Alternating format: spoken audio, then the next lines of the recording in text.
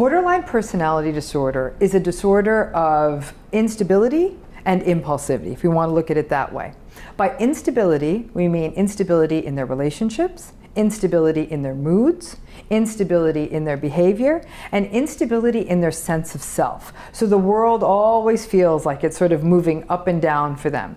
Finally, there's also a tremendous fear of abandonment that always cuts through this disorder. So people who have borderline personality, in addition to all of that instability, live in chronic fear of real or even perceived abandonment. For example, someone even showing up late to dinner, that could be experienced as a frank abandonment, and then their response to that is very strong, often very angry, very upsetting, not only for the person with borderline personality, but for the other people involved.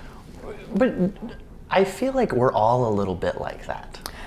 Here's the thing. I don't disagree with you. And the issue with all personality disorders is that they refer to an extreme of personality, in essence, okay? So do we all get thrown off if we feel like somebody's gonna leave us?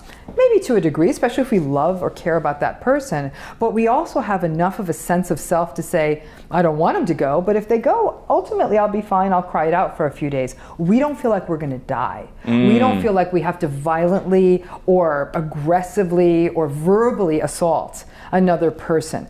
Most of us have a very solid sense of identity. We may shift a little, say, oh, I don't know what I want to be when I grow up, but by and large, I know I'm Romany. We know who we are. That's right. For a person with borderline personality, that's constantly shifting sand. They don't have a strong sense of self. They do not. Okay. They do not. In fact, we would call it identity disturbance. It's not unusual, for example, for a person with borderline personality to want to change their name sometimes, or completely change their look and cut off all their hair, or change a color, or change how they even dress. That identity disturbance can be presented in a lot of different ways. And it can be sort of throw other people off in their world, saying, I thought you had this name last week and now you have this name. So it can be confusing.